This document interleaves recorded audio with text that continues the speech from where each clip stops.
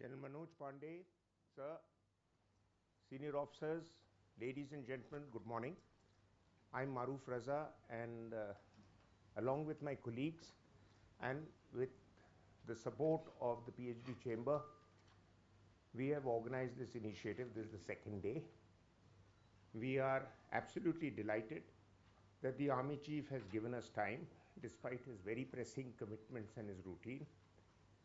And without further detail or going into introduction, though many of you are familiar with his professional profile, which is unmatched in the military today, product of Camberley Staff College, from the Corps of Engineers, the First Army Chief, and a man who has considerable strategic and operational awareness. He will be able to enlighten us just in the same way the two other chiefs did yesterday, Air Marshal Chaudhary and Admiral Nair. Air Marshal Chaudhary is commencer, of course, in all mainstream papers, and I'm hopeful the Army Chief's views will also be there in the mainstream papers. Just to recap briefly, the issues related with the need for India becoming a space power and India acquiring more and more drone capabilities for future warfare were some of the issues that were emphasized.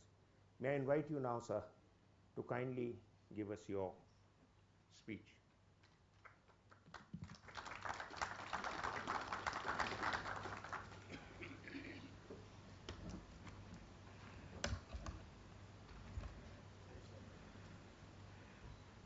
Distinguished guests, colleagues in uniform, ladies and gentlemen, a very good morning and Jai Hind. And thank you, sir, for this very kind and generous introduction. It is indeed a unique opportunity for me to address industry leaders, representatives from the academia, government functionaries, and fellow colleagues in uniform, all under one roof, engaged in ideation of issues so very relevant in today's contemporary environment. The theme for the session, India's territorial capabilities and technical requirements or technology requirements, is a very pertinent one, especially for this collective audience comprising the strategic planners and users, the policy makers, and the industry providers. Our desired military capabilities flow out from the aim that we defined for ourselves, which is to deter war, achieve desired political aims by application of military power, and foster a conducive internal and external environment for the unhindered socio-economic development of India, enabling it to assume its rightful role in the emerging world order.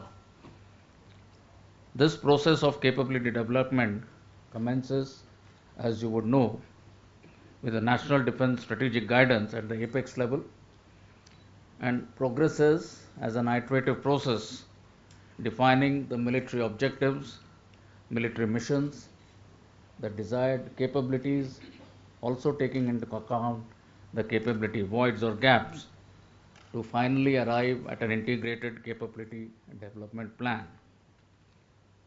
The capabilities thus arrived at ought to prevent war by presenting a credible deterrence, as also enable responding to threats in the entire spectrum of conflict. The spectrum of conflict today can be easily characterized into cannot be easily characterized into black and white distinction between war and peace. Moreover, it has become increasingly dynamic and shaping in a more contested, complex and lethal manner every day. It is essential for us to comprehend the spectrum of conflict in our context, geographically as also in the envisaged scale and over an appreciated timeline of manifestation. Concurrently, it is also important to watch the evolving character of conflict or evolving character of warfare. This all-encompassing assessment will then enable us to pragmatically define, plan, and give effect to the desired capabilities that we need. So let me begin with by highlighting as to what are the threats and challenges across the security canvas. Our legacy challenges of unsettled borders continue to engage us. It is important to recognize that infirmities in border management can lead to a wider conflict. Therefore, the first imperative that comes across in that possession of strategic deterrence instruments is essential. Our prolonged commitment in counterinsurgency, counter-terrorism operations should not in any way lull us into our conventional response preparedness. The conventional capabilities, as you would agree, get defined by demands of terrain, the theater, strategy of employment, and of course, our adversaries' both intent as well as capabilities. The varied and extreme terrain that the Indian Army is deployed and conducts its operation in ranges from sea level amphibious operations to deserts, operations in the developed and obstacle ridden terrain, to jungles, mountains, high altitude, and in fact, super high altitude areas. That naturally translates into a diverse nature of weapons, equipment, stores, and logistics with often different or wide band of operational parameters that need to be part of our inventory and systems. Our existing inventory has a fair mix in terms of both vintage and meeting theater specific requirements. The pursuit to infuse technology into our warfighting systems indeed remains an enduring one. That brings us to the point that this pursuit has to be congruent to our contemporary developments and contemporary security environment. So, what are the imperatives from the contemporary security canvas for which I think the ongoing Russia Ukraine conflict provides some very valuable pointers? Let me briefly highlight the key ones that are critical takeaways for us. I think firstly the relevance of hard power stands reaffirmed with land continuing to be the decisive domain of warfare and the notion of victory still being land centric. The suppositions on duration of war I think need to be re-evaluated. Short, swift war, of which we have been talking of for some time now, may prove to be a flawed assumption, and we need to be prepared for a full spectrum conflict for even a prolonged duration. Long range precision fires have proved that distances need not necessarily grant or guarantee safety. This has also created a dilemma in terms of massing formations. Our endeavor to give shape to integrated battle groups finds congruence in this imperative.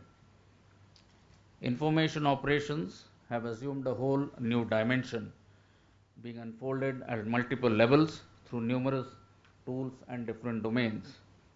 Competencies and dedicated strategies need to be in place to win the war or battle of narratives as well. Grey zone aggression, again something that we can pick up from the ongoing conflicts, is increasingly becoming a preferred strategy of conflict prosecution with its scope enhanced by technological developments. Here, I would like to emphasize that our adversaries' pursuits in the grey zone continue even as we speak. These entail all aspects under the gambit of security and not just exclusive to the military domain. Therefore, we need capabilities to not just negate or mitigate such attacks, but instead keep our adversaries in a reactive mode perpetually. Likewise, the air no longer remains the exclusive preserve of manned aircrafts. Proliferation of drones, loiter munitions, advanced shoulder fired air defense missiles, and manned unmanned systems have democratized the air littoral. Air superiority and even a favorable air situation, of which we would or we were talking some time back, is indeed getting increasingly difficult to achieve. The sinking of Moscow with just 2 hits of anti-ship cruise missiles highlights that even in the maritime domain, weapon platforms are more vulnerable than ever to low-cost defensive systems. The permeation of technology into every domain of conflict has had the most profound impact on the emerging character of warfare. Disruptive and dual use technologies are reducing the asymmetry and the conventional ratios. Then the advancements range from weaponization of commercial instruments, digital resilience, communications redundancy, expansion of conflict domains effectively into cyber space and electromagnetic spectrum, thereby making battlefield dangerously transparent and introducing niche systems and advanced kinetic weapons, to name a few. Technology, I believe, has also emerged as a new strategic arena of geopolitical competition, with power plays focusing on technology denials. And I need not elaborate to a learned audience such as this in terms of what is being employed uh, vis-a-vis our northern adversary in terms of technological denials, and what impact has it had or is going to have in its overall strategic posture. If these be the pointers for us, the most critical conclusion that we can draw ourselves is that self-sufficiency in critical technologies and investment in R&D is an inescapable strategic imperative. In other words, the security of nations can neither be outsourced nor can it be dependent on the largesse of other nations. If that be so, what then is our roadmap for infusion of technology into our war-fighting systems? Most of you are aware, and I have been speaking of this often, that the Indian Army has defined for itself a transformation roadmap which has been put into motion, and our transformation roadmap at its very foundation has 5 fundamental pillars, of which modernization and technology infusion is key. Under this initiative, major projects or major activities are currently underway to transform the Indian Army into a modern, technology driven, Atmanirbhar and a battle worthy force to be able to meet our future mandates in a more effective manner. In this pursuit, our primary focus is soldier centric, so as to transform a soldier, both him or her, to meet the challenges of modern warfare. As part of this, we have identified key priority areas for each of the arms and services. Insofar as the infantry or the fighting soldier goes, we are looking at enhancing firepower with new generation of small arms, surveillance capabilities through systems such as mini and micro UAVs, better survivability, better protection, protected mobility when the soldier is moving in the battlefield, and increasing the quotient of night enablement. As far as the mechanized forces go, we are pursuing or looking at a futuristic platform upgrade of our existing armaments and augmenting the night fighting capability of our mechanized forces war-fighting systems.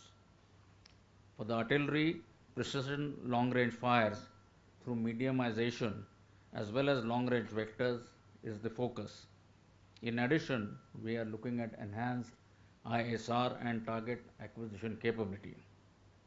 For the Army Air Defense, very short range air defense systems or VSHORADs, missile systems, and a modern fire control system is the key focus area. For the Army Aviation, we are looking at induction of new platforms, improving the firepower both in engaging ground targets from the air as well as air-to-air missile systems, surveillance, and better load carrying capacities in terms of logistic drones and the likes. For the Corps of Engineers, new family of bridges, new family of mines, and induction of new generation of earth moving or plant equipment are some of our priority areas. In the fields of communication or for the signals, improved communication in the tactical battle area, enhanced electronic warfare capability, and counter drone capability in the non kinetic domain are being actively pursued. Last but certainly not the least, in the domain of operational logistics, we are investing towards improving our capacities and efficiency with induction of logistic drones to replace animal transport. And as part of our optimization exercise, some of you would be aware that we are already planning to cut down on close to 75% of our animal transport fleet by 2030. Sustainability and survivability of existing systems for a reliable operational logistic quotient is being enhanced by better asset visibility and inventory management. For all these pursuits, the Indian Army is committed to find indigenous solutions. So, how then are we going to be finding these indigenous solutions is the key.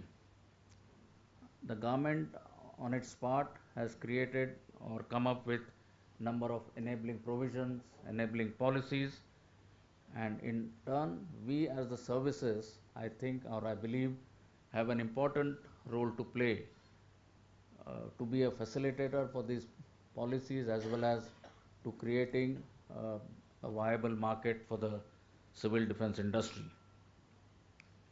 We have been proactively reaching out to our industries, domestic industries, coming up with problem statements from time to time.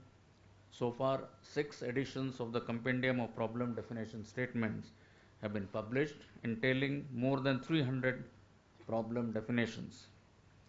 More than 50% of these problem definitions in the last 5 editions stand initiated as project and are in various stages of research and development. The institutionalized process of communicating the future requirements through the technology perspective and capability roadmap is also currently in vogue, which does guide the industry and help them in planning or initiating technological development, partnerships, and production arrangements. I believe it's my conviction that the Indian defense industry is rising up to the challenge, and the payoffs are already beginning to fructify.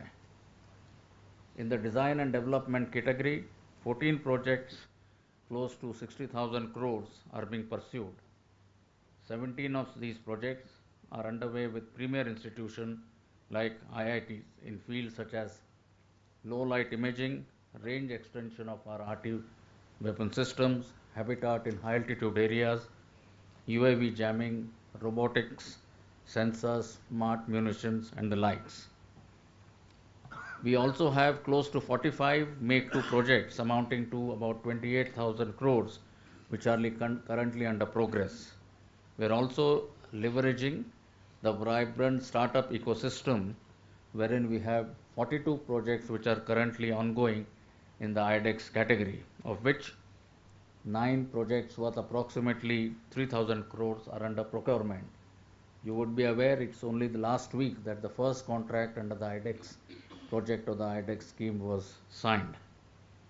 Inclusive to these modernization endeavors is our focus on niche technologies as well, and some of it I think the Air Chief yesterday alluded to insofar as space or artificial intelligence or such fields are concerned.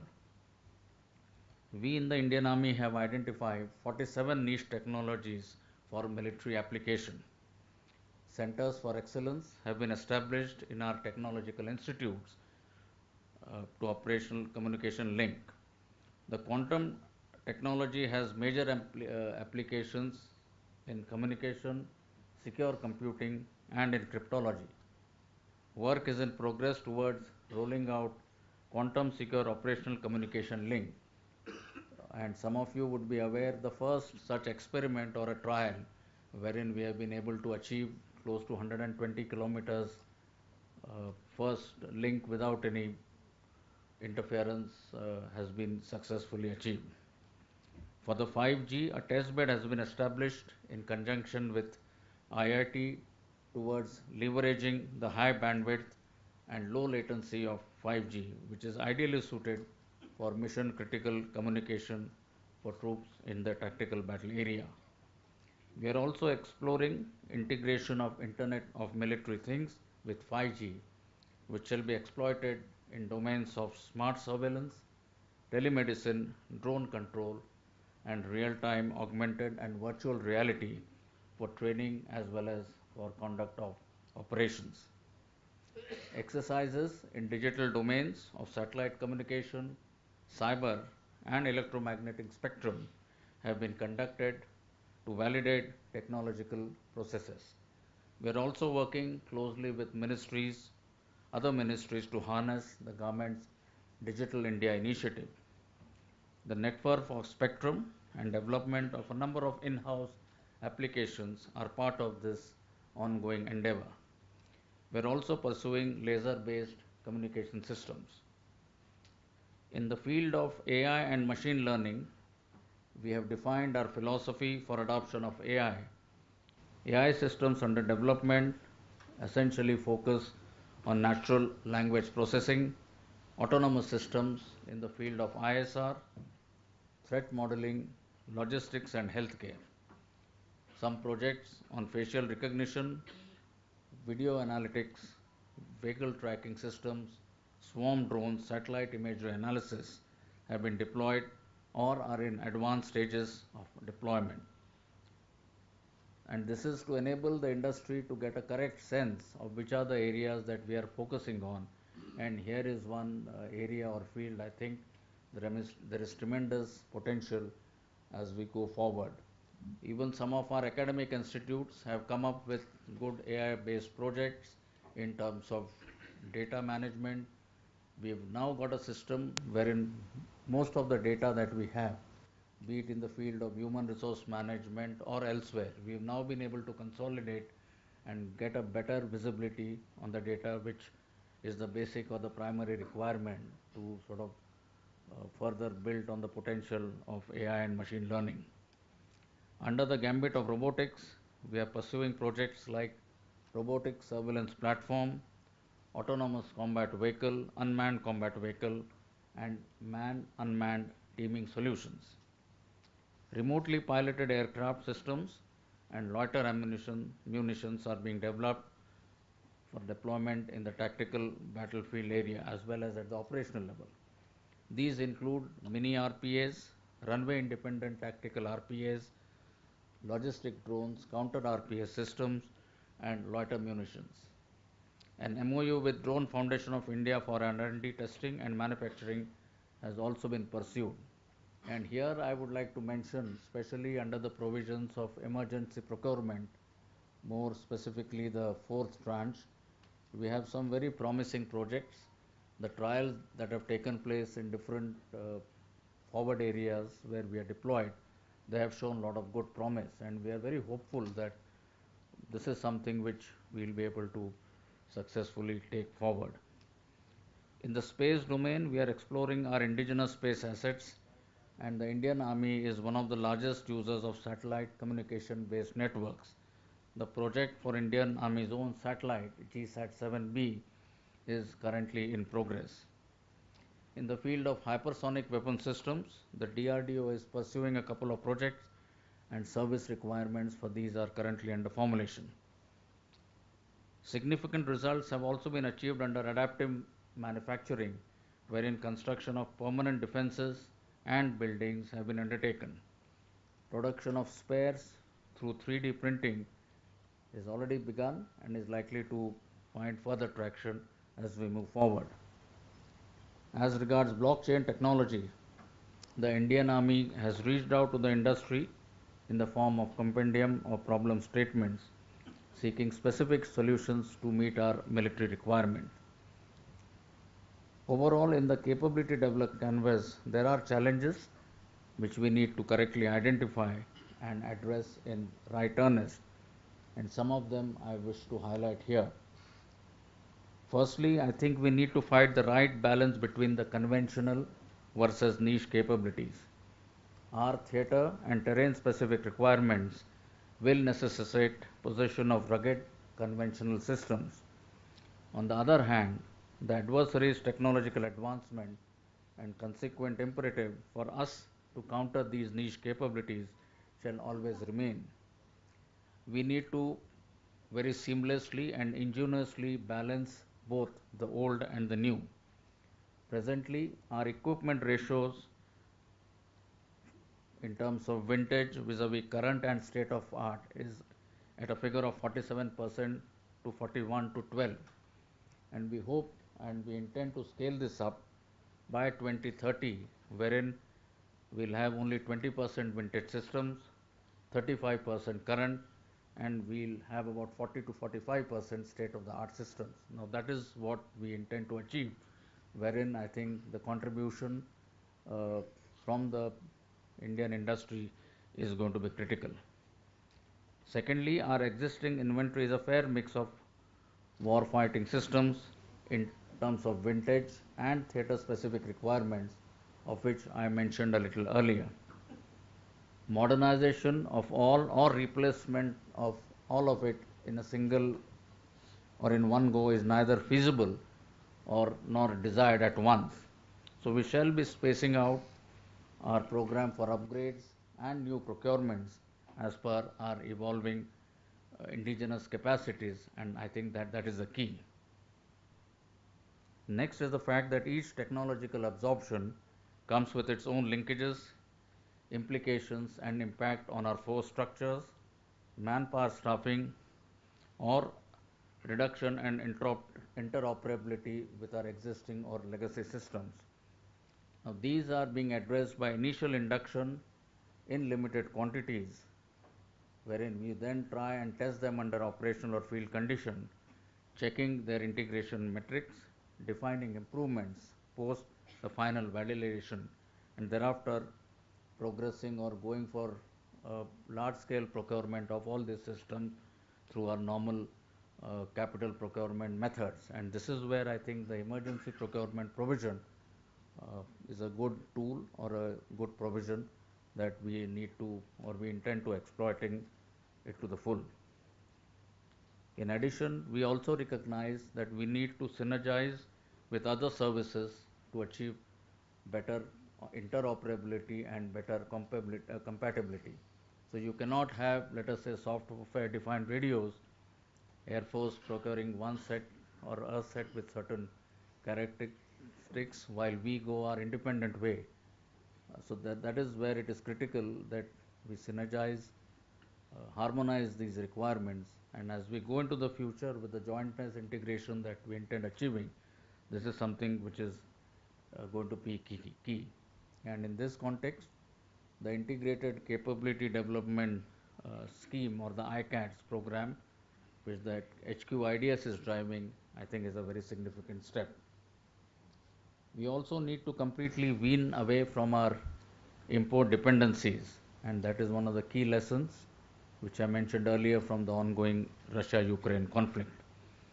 Indigenous research and development, design and development has its unique incubation and development timelines that we'll have to contend with, and in fact try and see as to how much we can further squeeze them or compress them.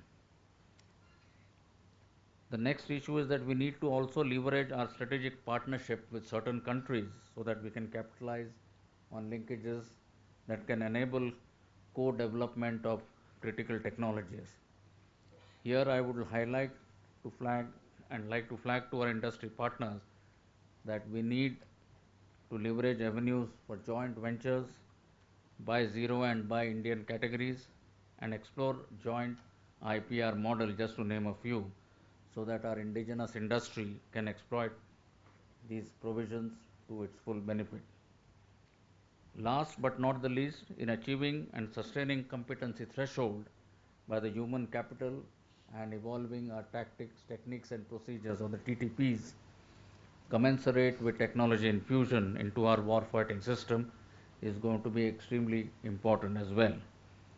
Simultaneously, updation of doctrines and training therefore assume importance. So again, we need not, and we are not waiting for the new technology to come in. So while the procurement and the entire process is currently on, in our exercises, in our discussions, we have already started talking of as to how once these new technologies, new systems come in, how will they be then integrated or dovetailed into our current planning and operational processes. All these challenges notwithstanding, we stand committed in its resolve to make the transition from a manpower intensive force to a more technologically adept organization to meet our challenges or security challenges more effectively in the future.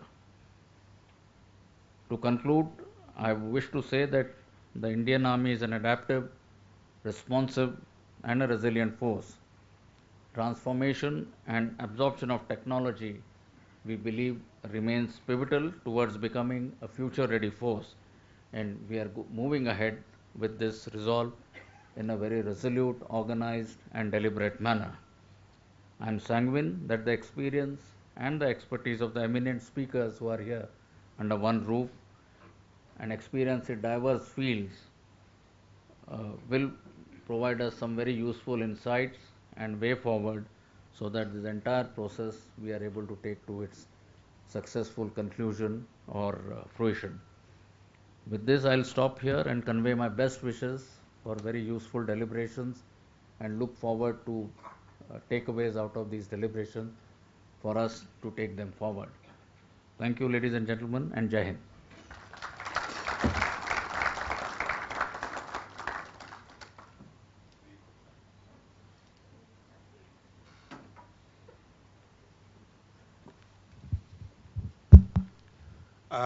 Ladies and gentlemen, the Army Chief's address was extremely comprehensive. I'm sure you'll all agree. Virtually left no area unaddressed, and that's very important for the serving staff, officers, serving military officers of the three services, the industry, the retired officers, thinkers, planners, and if there are people from the media, of course, they would have picked up a couple of points which they may highlight on. I know time is of a constraint, so I'll just ask you a brief question and then we'll wrap up. And briefly, amongst all the things that you spelled out, there is an area that I thought we might need a little more clarity. That is, with our drive for Atmanirbhar Bharat, there seems to be little mention of what role the foreign OEMs can play in strengthening the nation's agenda for becoming self-sufficient.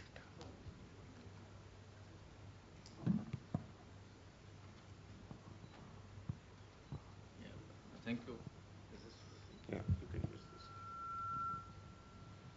I alluded. Is this working? Yeah. Okay. So I alluded to this aspect in my talk, but let me try and amplify. Uh, I did mention about joint ventures, joint IPR, transfer of technology. Uh, if we are looking at the future and not the immediate future, but in the long term, I think, and if you really want to become Atmanirbhar or fully indigenized in the true spirit, I think we need to have our own capabilities. And that is why I think that design and development is the ideal way forward. So when we look at the various, shall we say, processes or the methods, IDDM I think is perhaps the most desired method of doing it.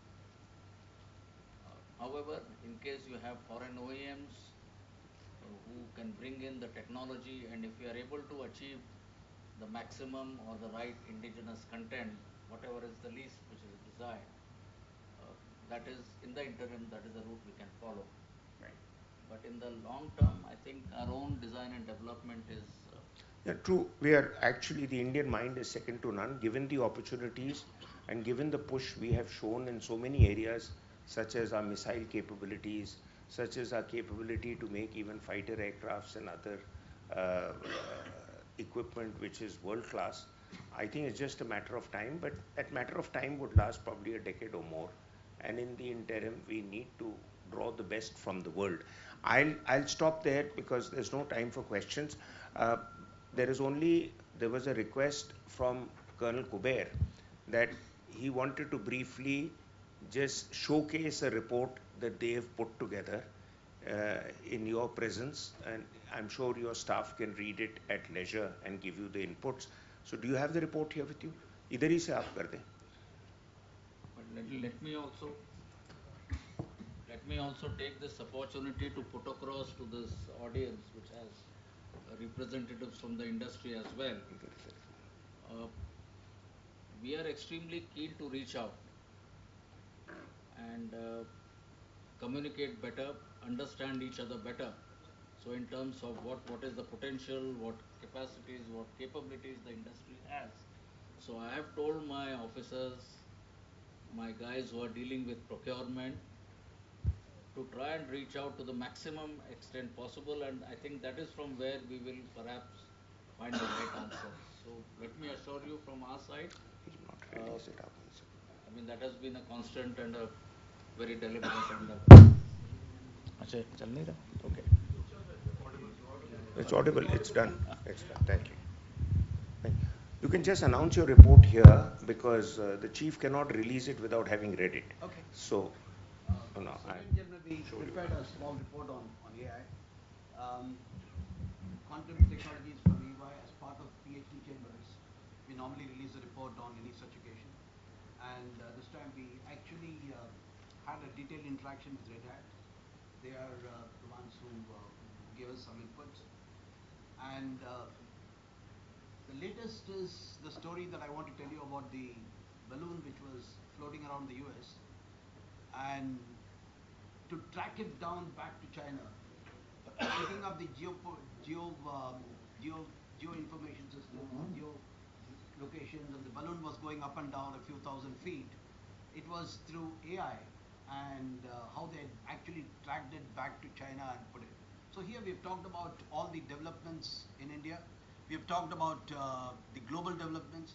We've talked about how in terms of contemporary technologies we are almost at par. In conventional technologies we have a little bit of lag, but that's what the chief has already highlighted in his talk. And therefore we have said that the way forward, like the chief said, is how do we integrate the contemporary technologies to bring about a force that is invincible. That's what is the report all about, sir. A copy for you. If I can kindly hand over to the chief. Go through this. Yes, sir. One for you. You can just open it up and that's where it is. So Tejasvi is the young boy who's actually written this report. So he said, thought I should let him know. So on that happy note, we wish to thank the Chief of Army Staff for his very comprehensive and insightful account on what we are doing as a nation. And I must say, sir, I am personally very enthused to hear what all you have said. A lot of it has come as a new information to me. I would request if the ADG Stratcom can put out extracts of your report and your comments in the public domain so that the country feels more enthusiastic. Here is a small memento from Thank you very much, sir.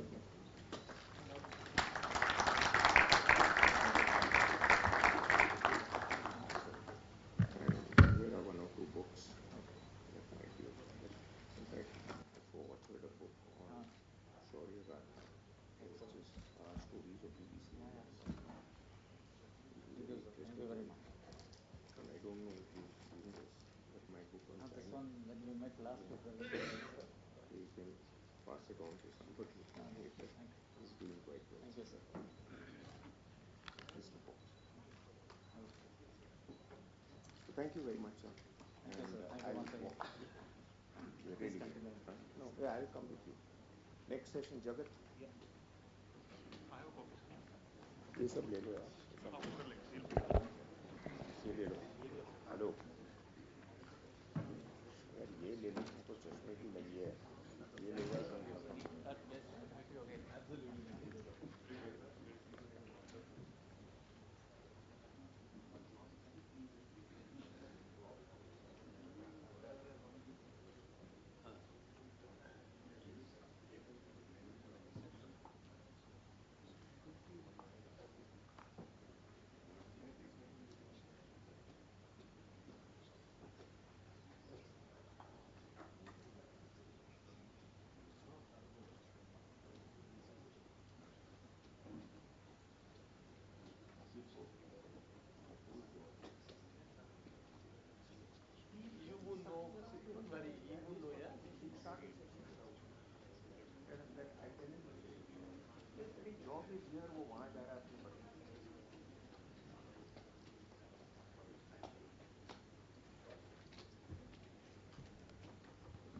Coming up next, we have a session on the industry perspective on India's territorial capabilities and technologies requirement. For that, I'll invite on the stage Mr. Rudhi Shriram from DCM Shriram Group, Mr. Vaibhav Gupta from MKU Limited, and Major General Jagatbir Singh, editor Salute Magazine.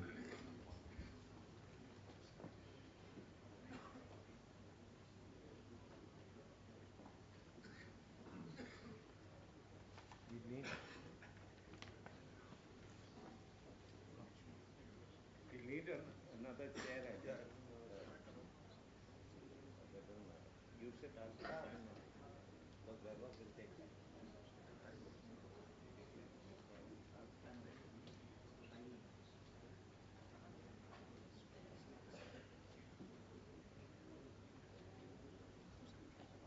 I'll speak again.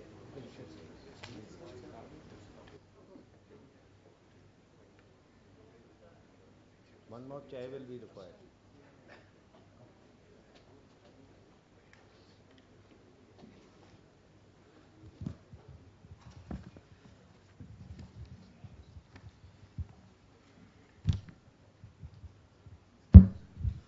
Good morning, ladies and gentlemen.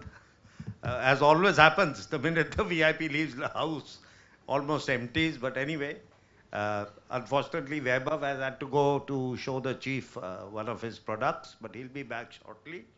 And it's a pleasure for me to be interacting with all of you. And at the outset, I'd like to say that we've been indeed privileged and honored to hear what the chief had to say. He basically outlined our operational canvas and the unique challenges faced by the Indian Army. He gave a comprehensive assessment of our threats, and then thereafter he said what capabilities we need and how we are moving forward in that direction. And basically he talked about the transformation that is taking place. As you're all aware, the transformation is built around 5 pillars, and one of them he alluded to in great detail was the capability development, of which the industry plays a major role in that. And he talked about both self-sufficiency, modernization, and technical infusion. Now, to discuss issues regarding the interface between the defense and the industry, I have with me Mr. Rudra Shriram, whose products you would have seen outside, the 2 armored vehicles that they've produced. And also Mr. Vaibhav Gupta, who's just gone down to show one of his products to the chief. And Rudra Shriram, of course, I told you, deals with these vehicles which are outside. He represents the DCM Shriram Group, which is an extremely old group, very well-respected group in the country. And they are major players in the industry. But in defense industry, they're relatively new. And Vaibhav is with MKU, and MKU, one of the things they're developing is personal protection systems. They're concentrating on night sights as well as on the helmets and the body protection armor. And one of the things he's developed, which is now almost in the news, has been raised, is the Patka helmet. So he's going to show that to the chief, I think. So straight away, I'll just jump onto, I'm sure this such an informed audience, I don't need to go into much detail about the background of the problems that have been faced with the, as far as defense procurement, defense acquisition procedures in the country are concerned, how they've evolved over the years. There are some wonderful books written. One of them is where a chapter is written on this acquisition procedure is by Ankit Mukherjee, which is called Absence of Dialogue. But the chief clearly told us on how the dialogue, steps for the dialogue is taking place. So I'll straight away come on to Rudra, and I'd like to ask you, what do you feel are the challenges for the private industry with dealing with their defense? Because, this game is not that easy. Though yesterday we were made to say, compare defense industry with the automobile industry. But the comparison cannot be made that easily between defense industry and the automobile industry. So what are the challenges you face? Sir, definitely. I mean, one of the first points over there is that when you compare automobile to defense, there's a point of strategic position that comes into play. So the automobile industry, while they have IPRs and patents, they're not strategic in nature to the country's, let's say, goodwill or taking care of the country by the end of it.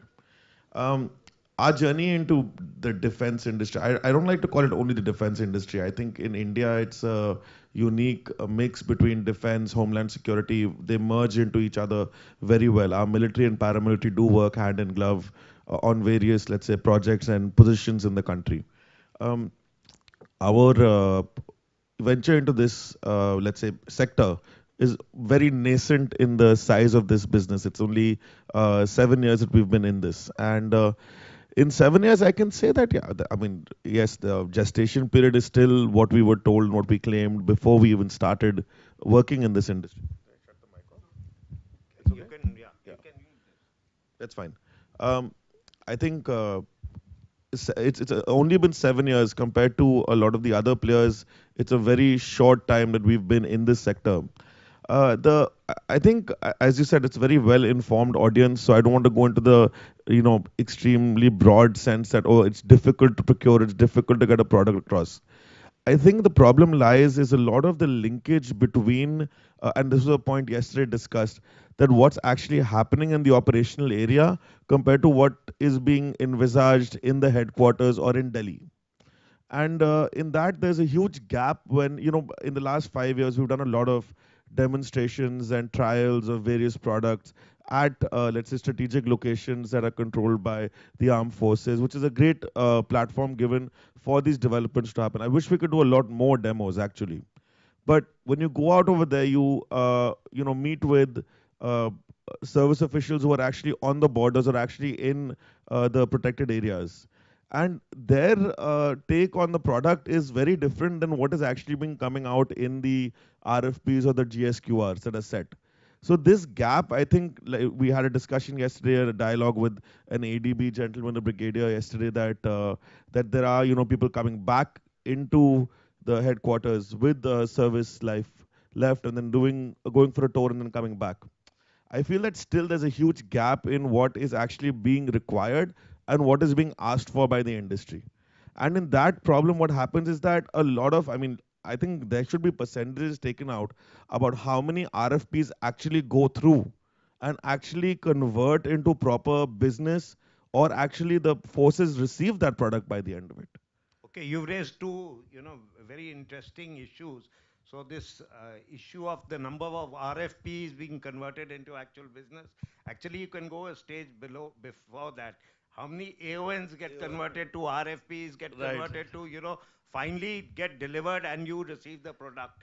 So as somebody on ground, they're not interested in the AON. They're finally interested in when that product is going to reach the soldier who requires it.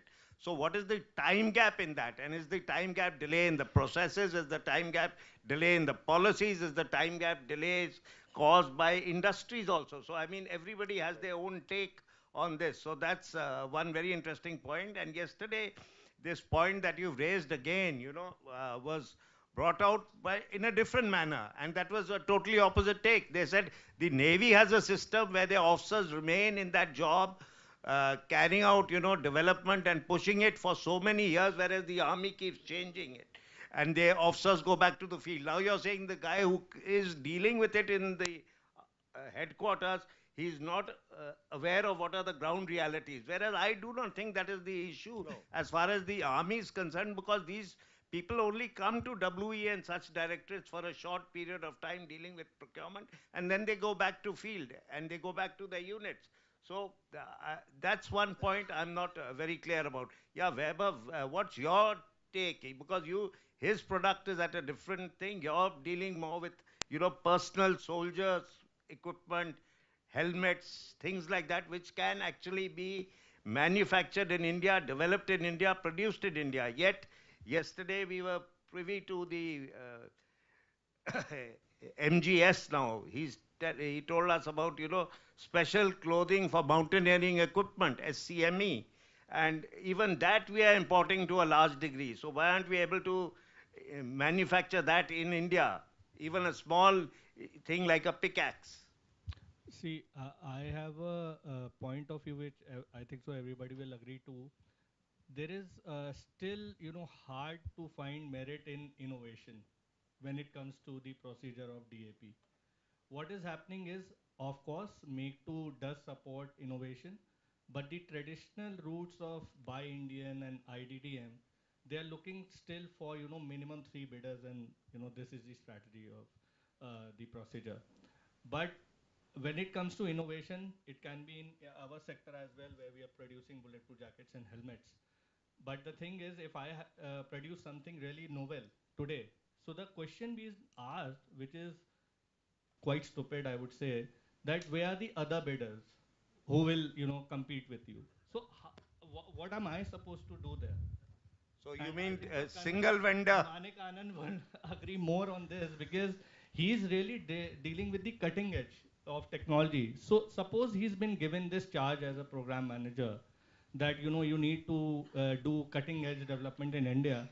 Should he be looking at talking to the drone manufacturers and then telling them, look, we all need to develop the same thing in order for me to push the program? I don't think so that is his objective. He really wants to go cutting edge.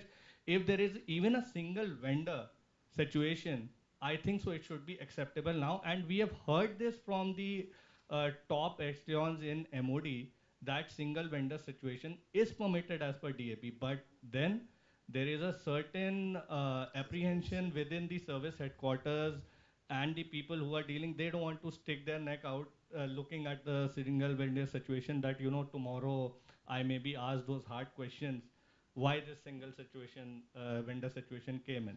So I think so. We as people, part of the industry and from the user side, we really need to think where we want to go. Today, MKV is exporting to 100 countries worldwide. If I develop something novel, I am getting a premium in international market. No, there I agree with you. You get a premium. Now talking about dealing with. I'll just ask you one quick question, both of you. Is it easier to deal with the international market? Is it easier to deal with the national I think market so. It's as far as the services are concerned, No, or is it easier to deal with the paramilitary forces? Since he mentioned. Definitely. So what is the difference within India? Because we won't compare it with the foreign thing. Right. Within India, where do you think they have an edge in dealing with companies such as yours vis-a-vis the Army, Air Force, and the Navy? Definitely, it's much easier to deal with people in your home turf. There is no problem in talking to somebody or interacting, but his interpretation about the procedure is what comes in the way. He thinks that single vendor situation, innovation, and everything, it becomes hard for him to handle. So we need these, service headquarter people to really go deep into the subject and allow for such innovations to happen. Otherwise, IP generation in this sector will become very difficult. Why we want to develop an IP if I want to, have competitors swinging around me? I definitely would like to have an edge, and that is why I'm putting my R&D center to, do the effort so that they can develop something new. And moreover, there is one more thing which we have been voicing from the industry side is the program management unit approach. Yeah, we'll discuss that Yeah, later. So yeah. that's one point. Yeah, Rudra. So, and I don't know if Weber Dealing will with notice- CAPF Yeah, versus so I think services. today, at today, dealing with the CAPF is much easier than dealing with the MOD. I'll be very clear in saying this. I think even the MOD knows about this. I don't think it's me saying it as a standout position. It's not about the red tape also. It's just about the procedure, the process, the number of offices. Like we talk about, are you dealing with the whites? Are you dealing with the blues or the OGs? We all know the OGs have a lot more of departments before you actually land up somewhere. Now you can call it bureaucratic. I call it procedure. Luckily, I'm well enough know about the procedures and have friends like some of my best friends in the army today. I have family that's been in the army before, so maybe I know about this. Maybe industry is not very sensitized to this. That's why I always encourage to hire veterans. Get your corporate paraphernalia to be familiarized with the military paraphernalia, and we move forward together. But today, Very clearly, it is easier to for a procurement through a CAPF because the procedures are a lot more flexible. They get the end product by the end of it.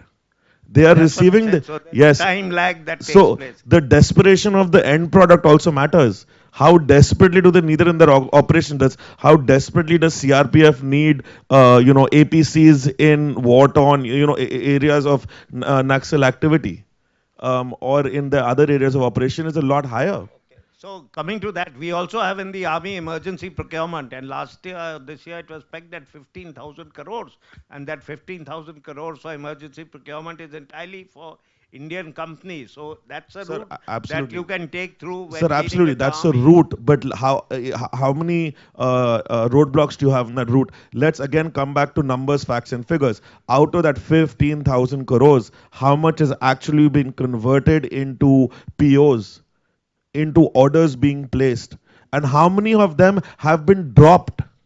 With I mean, these are numbers I would love to know. When I'm not going to get these numbers personally, maybe as being a part of the chamber, I can request the MOD for this. But how many of these the 15,000 crores has actually been converted into business? I mean, I'm a part of some of those tenders for sure. But how many of those? One is conversion into business, but then, as you said, take it one step back. How many of those tenders have been dropped? Or are going to, we'll find out on 31st March how many tenders are going to be dropped anyways. And I guess 31st March is the date that, it's crazy. As a corporate, we struggle with 31st March, but now seeing the MOD also having to line up on 30. And my problem is that EP is not EP anymore. It's just P.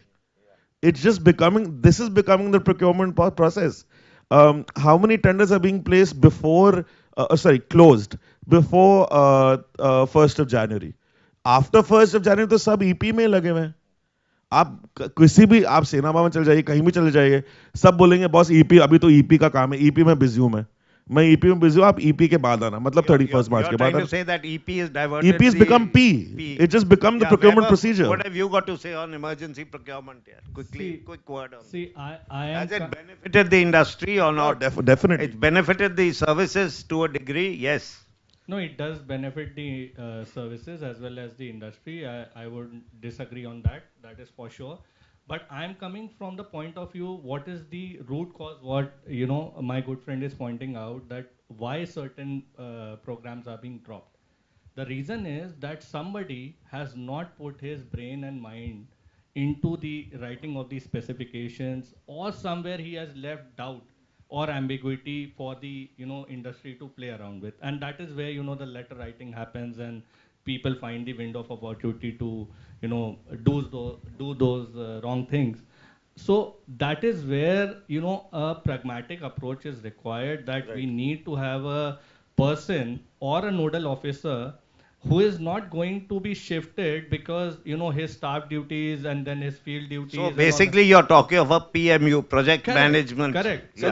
And if such programs are initiated, maybe looking at the reasonability of the project and the the emergency part of the project, you can shorten the time period by going through the EP route. But then the background has to be really good. Right, so what the Japanese call the 80-20 principle. 80% time you spend in planning and doing the things right, so that 20% of the action time can be. I think you got it out very well. I just want to add on to what Weber was saying over here, but this is where the flexibility comes in. You want to do something in EP, obviously it's something for the nation required, needs to be closed out. Whether you look at it as a finance availability, chalo 31st March ke pehle close karna hai, or you actually need the product in desperation, you have to have some flexibility. Because the specs, again, we know there are problems in the way the specs are written. We pull out the best thing from the world and, say we want it in an Indian OEM. My point is that even if a company, or let's say or any organization, DRDO or a private company reaches 85% of the product requirement or the QR, and it has to close by 31st March, if you're going to spend all that time and effort of the forces, of the PMOs to develop and come up with that, you're not going to get a complete solution. Let's be very, very frank about this. You will reach 90%. If you reach 90%, it's great. 85 is also a great number over here. Do the testing, procure, motivate, and move forward together. Okay, thank you. So that's a very good point you've made. Now, the other point I want to raise with both of you is the indigenous content of something. You know, we talk about something made in India. Like yesterday, the naval chief, he talked about, you know, a ship, and he said you have a float capability, you have a moving capability, and you have the fighting capability. Same way, like I'm from Armored Corps, so you talk of a tank, you have mobility, you have protection, and you have firepower. Yet, when we talk of the Indian tank, you talk of Arjun, and yet over, I mean, you'll be surprised that the indigenous content of the Arjun is almost half the indigenous content of a T-72 or T-90. So the systems that you're making, where the chief also spoke about, you know, joint venture. So how do you ensure that the indigenous content of your systems and your products match what is required? And what are the problems that you're facing to meet the requirements of the indigenous content of your product? Do you mind if I? So, I think again we need to come back to what the chief said. You have to differentiate between conventional and contemporary. What's happening is that hum contemporary, because today we're talking about the now, so contemporary, like for something what, let's say, POAS handles, or you know, these are contemporary industries, medium to high tech to high to futuristic tech. In that, we are asking for 60% indigenous content. You're not going to get a product, or you're going to have people white labeling. It's going to happen. While on the conventional side, definitely we are, I think the industry is set up to deliver on the IC of 60% that's asked by make. But on the contemporary to futuristic, I think that again, a point of flexibility has to come in over here. So that's a very good point you've made, that, you know, depending on the type of equipment you require, then you earmark what is the indigenous content and what should be the indigenous content, because some things are not available. Because today in the global environment, I mean, it's so complicated. Some parts are coming from somewhere, something is getting And together from somewhere, and everybody doesn't manufacture and make everything. so, So there's sorry, I'm going to add one more point on this. So, I mean, we have a big session on drones coming up in the afternoon, but let me take a very simple point on drones over here.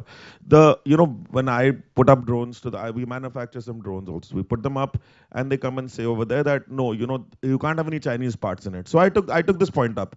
I said, what do you mean no Chinese parts? So if my propeller is Chinese, is the propeller going to transmit information to the enemy? Obviously not. But yes, there are certain components which have the capability of having an embedded system, which can be, you know, camouflage taken over, and then information can be, dissected and taken over from that. But we talk about very simple components like motors. And again, sorry, I'm going to bring this point up when we talk in the afternoon. We talk about motors. There's no Indian manufacturer for motors. I fought with DFI on this. I fought with everyone.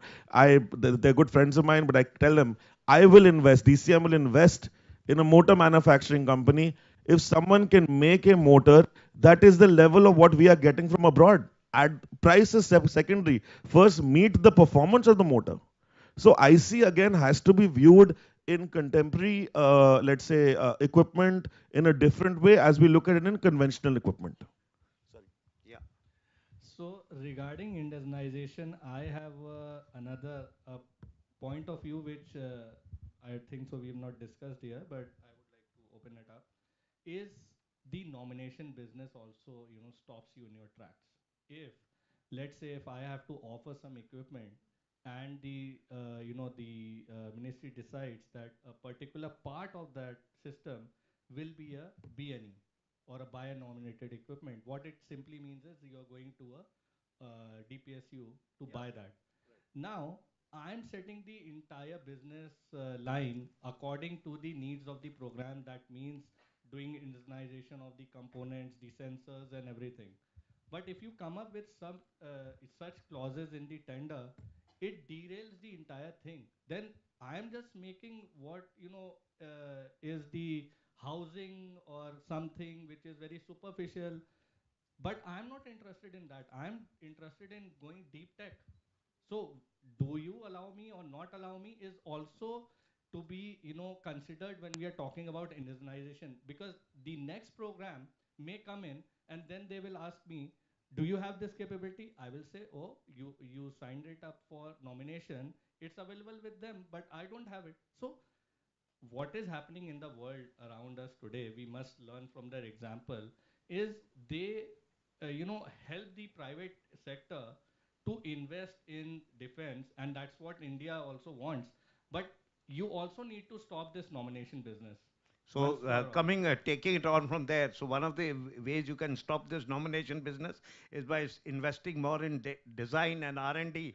But then the time lag increases, so you may not have that product ready. That's why they've asked you to. They've gone on this nomination route. So how much do you think the industry requires? How deep should your pockets I be to be able to invest in R&D? I have a different point of view. Let's say if there is a manufacturer under the DPSU who is doing a particular component, let the market dynamics decide whether I need to go to him or I can set it up on my own. Why do you need the nomination clause to come in? It is an open market. I may want to work with a certain DPSU and be still competitive. I may not want to work with him. I want to work with a foreign OEM who is willing to set up his manufacturing shop in India. So where is the problem? So Yeah, just yeah, adding on yeah, to one Rudra, point over yeah. there. So we come to point. We're talking about nomination, and uh, are you aware of the JAMA procurement policy? You Now, educate everybody. there's something, I mean, I don't need to educate anyone over here on this. When we talk about, let's say, counter drone or as a protective side of our business in what is required by the forces currently today, um, if I have to set up a counter drone system, it basically qualifies of three components, right? The RF detector, the jammer, and the C4I and the computer and the dashboard, let's say, right? It's a power source and all is separate, but these are the three main pillars of a counter drone system. One of them I'm not allowed to make or procure or develop or do R&D in India of. But there are tenders out there for counter drone systems. And private players are participating in this. There are only two empaneled companies, both DPSUs, so ECIL and Bell. So Yeah. basically, what you're both trying to say is that there is not a level playing field. DPSU still have an advantage over private sector. I would like to term nomination as a bailout. It's a bailout. Okay. Why do you want to bail out? Let the market forces Okay, so decide. this is one takeaway. My last point, I think we are running short of time, and that is there's often a view from the services that you apply for a tender, ask for something, the prototype is not as per what is required or was required by the services. Prototype is what was you were able to manufacture, and then you're trying to push that product with the services, and there are delays in the timelines, and there's constant extension for timelines. So what do you think? Is there some responsibility in the industry also? Oh. Are you rushing into these tenders? Sir, obviously, I mean, I've been in some tenders where I've looked at the specifications and I look at saying no chance anyone did. But then you'll have three companies on the side saying yes, we can do it. Now the second someone says yes, we can do it. If I am a let's say serving officer sitting across if I am a part of the board, I'm saying if three of them are saying we can do it and the other four are saying no, then three is good enough. Let them let's do it. But there are times where industry does overcommit. I do not deny this at all. I think a lot of the, I won't call it animosity, but hesitancy of the forces towards industry and why the discussion is in such a way is because they have been burned in the past a lot. But I think it's also a little bit of bhul chuk maaf. Industry has also come to a level, as I said, absorbed veterans. You know, they've learned the ways. See, the private industry is coming now. Earlier, Right. this was a very close sort Right, of thing. and let's say you only had the really big boys from Yeah. private industry involved, which is a very different conversation Yeah. altogether. So- But I think I'm not going to deny industry has also kind of messed it up for themselves a lot because of legacy problems of saying yes we can and you're not even let's say 10% close to what is required. So I don't blame the forces, but I feel the forces need to also move on, trust again. You have people like me, you have our chambers, our committees who are there to let's say make that relationship stronger and together. Why not? There are many ways So to do this. basically, there should be better engagement, greater engagement, and we are moving in that step. Because Right. earlier, this was almost like a closed thing. The MOD controlled, the DPSUs, MOD, the services came under the MOD. They were the major buyers. So you had the person who produces it, also the person who buys it under the same head, and you had the designer, the DRDO, also part of that head, and you had the DGQA also, which was part of that head. Sir, So I mean, everybody was on. Yeah, yeah, we are about to wrap up. You can. I have a point to add. I'll speak after Kannada.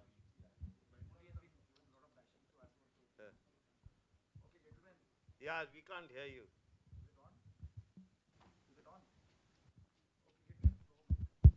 Okay, gentlemen, let me tell you one thing. Let me talk of the issues which you have raised. Firstly, single vendor. GFR 2017 is the document, okay? So that date brings out what single vendor is. If somebody in a service quarter does not know this, then that's one isolated case. We can handle single vendor, practice whatever is given. So people should know what the rules are, okay? Secondly is nomination basis, okay? So I look after the aerospace division in DDB, okay? And I've been here for 2 years. I will not go to specifics. There are a lot of cases where DPSU is not being given. This is a general perception which is continuing in the environment. So I I can think you share need a some mic. examples of nomination happening. Anyway, let's not, get into, we must hear his view also. Yeah. This is not entirely correct. Yeah. Standard. I will give you separate examples. I can tell you where your industry partners are not even able to match up. Where the acquisition wing and the DDP are telling, the gentleman is aware of a conversation in the morning. He's a witness to that conversation which I had with one of the top big boys, okay? So that's not entirely correct. Thirdly, regarding timelines, okay? So the DDP I've been seeing, just last week we had a thing, General Maan is not here, otherwise he would have also this thing. The DAP is a very excellent document, provided you know how to deal with it. Problem is, a lot of the people don't know how to read it, interpret it. It's very flexible. Okay, so whatever you have said, I'm sure we can talk later, but lot of it is just perception, not the fact. Thank you. Chalo, thank you very much. Excellent point. So, there's a gap between, both of you. So, as far as what you perceive and what is existing in the documents, we've heard your challenges that you're facing. Yeah.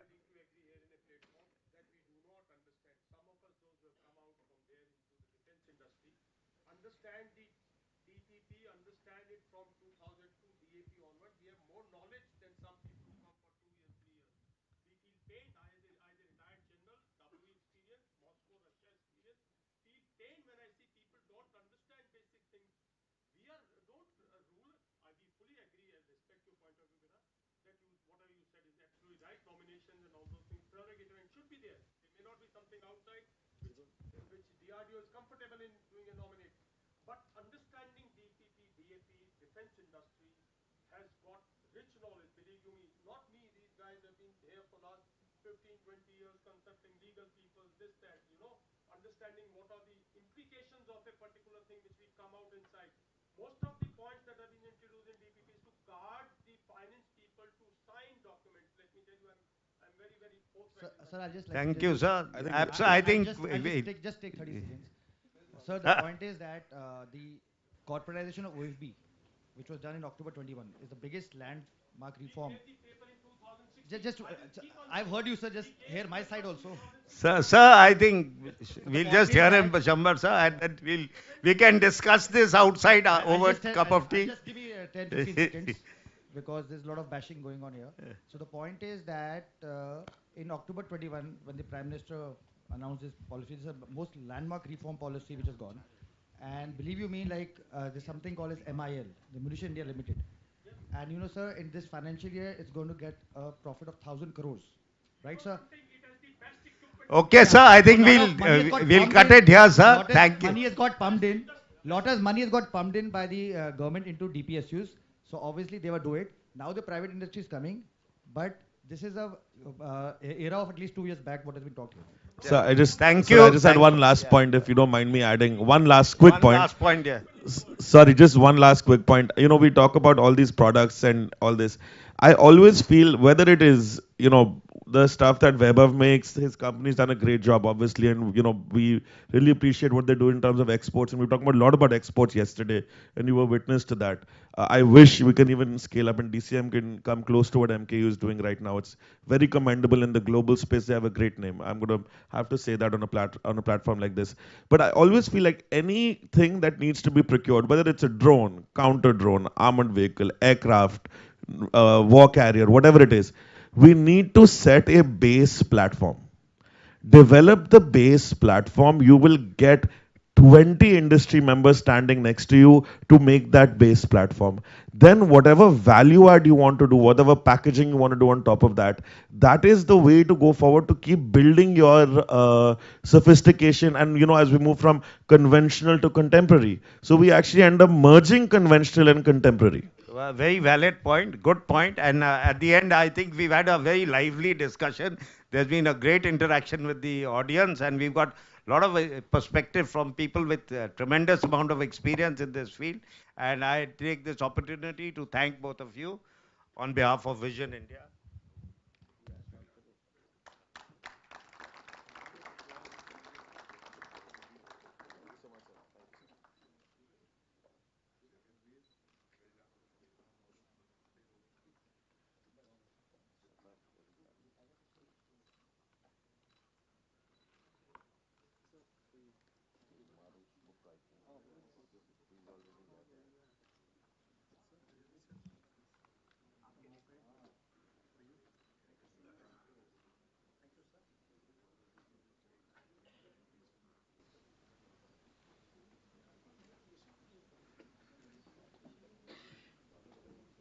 Moving ahead to the next session, what we have is we'll have a session on the building a strategy around AI and ML technologies for the Indian defense. And for this, we start with a special address by Lieutenant General M.U. Nair, AVSM SM, the Signal Officer in Chief and Senior Commandant, Corps of Signals. Just a brief for the General Officer. He has been the ADG Signal Intelligence, as well as has a rare distinction for a Signal Officer for having been the Chief of Staff of a corps deployed at LSC in Eastern Sector, as well as Chief of Staff of an Army Command. He's also been the Commandant MCT, which is the Military College of Telecommunication Engineering. May I invite you, sir, now to come over for a special address.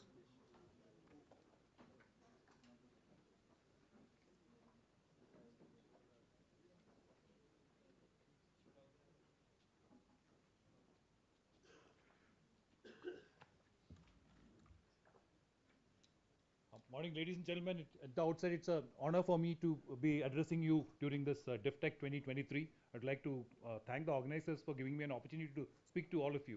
And I just following up on that lively session which we just had. I think in this audience, I think I'm the very few of those who are speaking on this forum as a user. So I'll give you a user perspective on what the debate took place. I'd like to assure you that the RFIs are completely prepared in conjunction with the industry. There's a lot of examination which goes into preparation of RFIs, RFPs, and we have project management organizations which are looking at capabilities. So I'd like to assure the industry that it's a level playing field firstly, and we do a lot of research before we go out to the industry to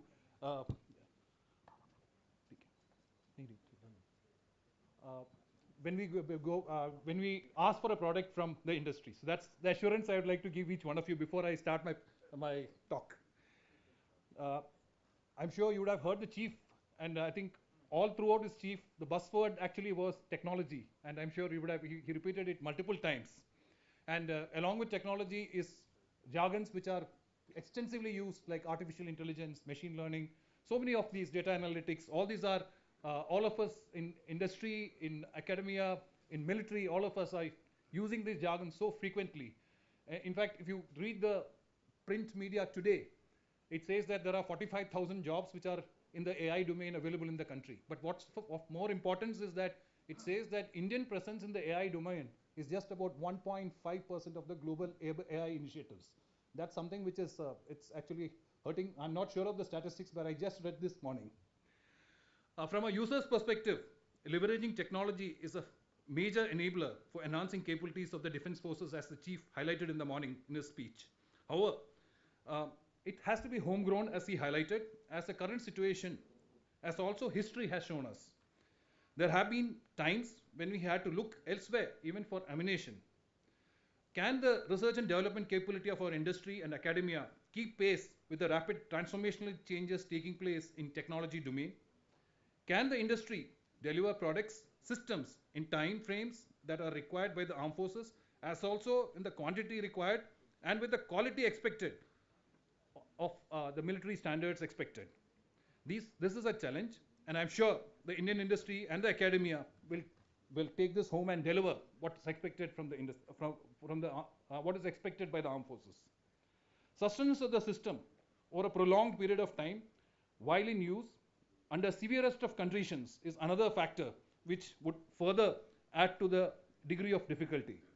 With the Atmanirbhar endeavor gaining momentum and several new systems and platforms being provided to the armed forces recently, I am hopeful that we have crossed the threshold and look forward to an extremely vibrant contribution to the national security scenario from the Indian industry.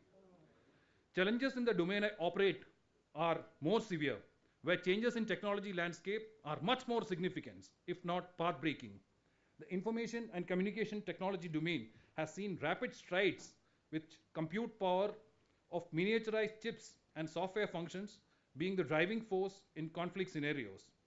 Every conflict of recent years has showcased a new technology, changing the operational paradigm completely. The use of technology tools by citizens to the most complex electronic equipments which can render weapon systems ineffective, all have been used in recent conflicts.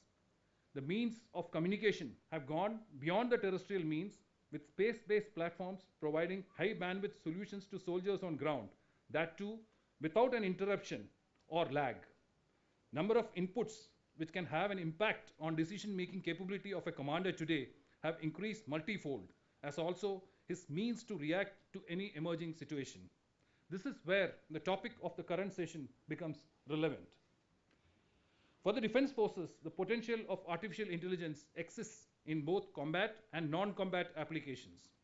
In the military, we collect large amounts of data pertaining to operational aspects, resources in terms of human, equipment, logistics, training, data on ISR, etc. Just to give you a ballpark figure, I've been an ADG signal intelligence. We used to collect data to the tune of about 1.5 lakh inputs in a day. That's the kind of data we used to collect on a daily basis.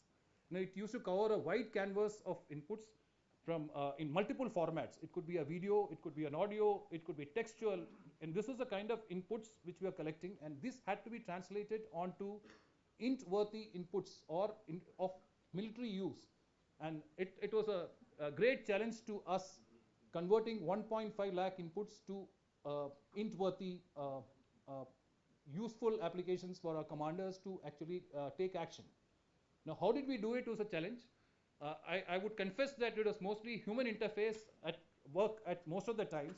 Today, we have many tools which are available in the environment which we are using.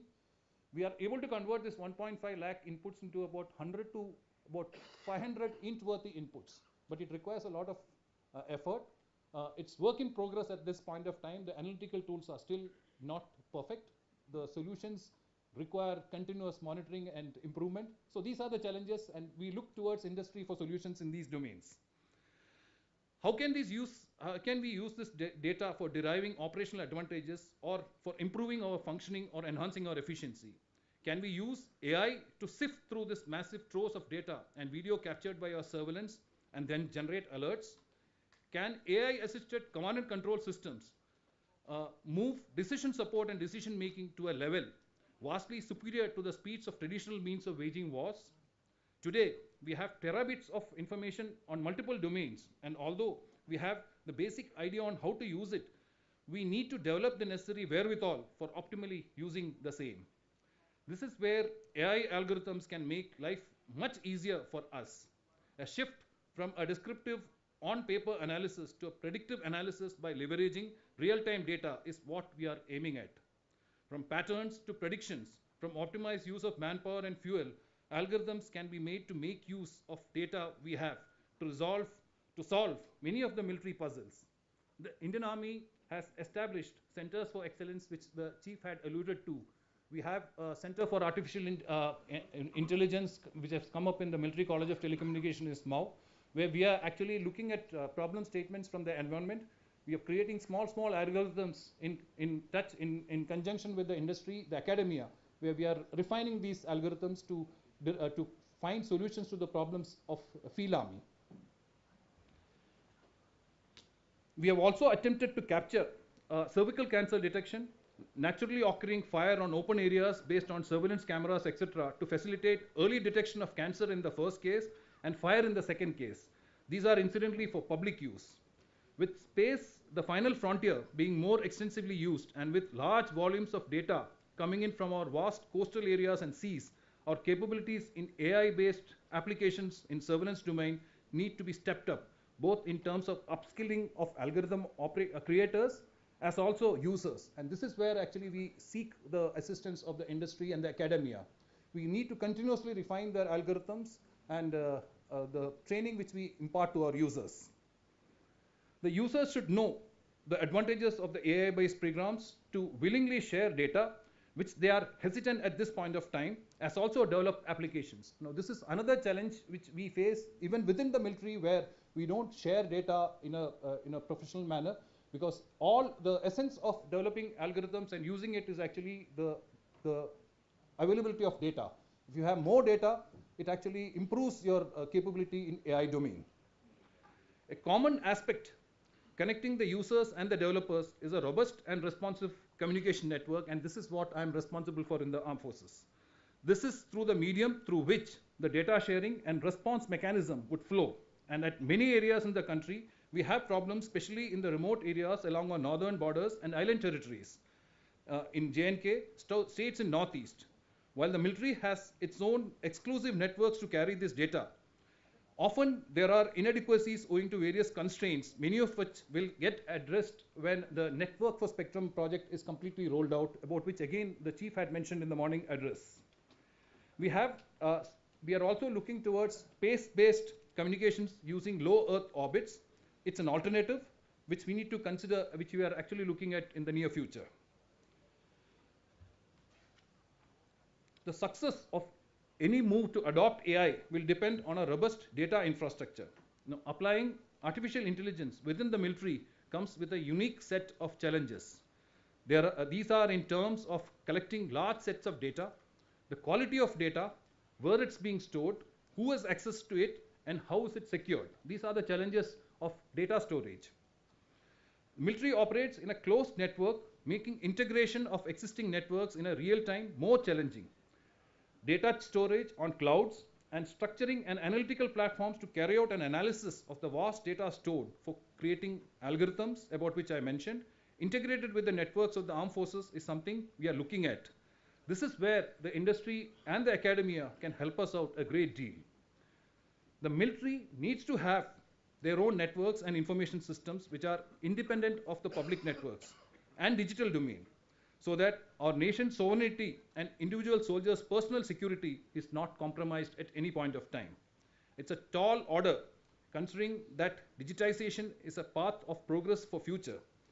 So what do we need? We require robust networks which are secure and can withstand the vagaries of warfare. It needs to be terrestrial, it needs to be radiating, it needs to be space-based. We are working on it. The networks for spectrum and the services networks, all three services have their independent networks. These are the networks which will provide this capability. The analytical tools which can offer customized solutions based on existing data and problem statements given by users. A dynamic policy framework which can adapt itself to the transformational changes taking place in the electromagnetic spectrum and ICT domain. This is another challenge which we are facing, where we are accustomed to processes and policies which are of legacy, which we need to periodically review based on transition or the changes which are taking place in the technology landscape. Increased threshold and involvement of users through a continuous engagement between the military, the industry, and the academia. This is what I spoke about at the beginning, where I feel that there's a lot of interaction which is today taking place between the civil-military fusion. I think has reached a level where continuous interaction is taking place, and it's a very, very positive sign, where my personal feeling is that it's mutually beneficial to the industry as also to the users in the military. Conflicts have often played a pivotal role in enhancing or showcasing technological prowess of a nation. This has been amply demonstrated in the war in Europe, reaching its 14th month soon. Technology-enabled weapon systems are being fielded by both sides, with several nations adding to the war-waging potential, testing and evaluating their systems and products.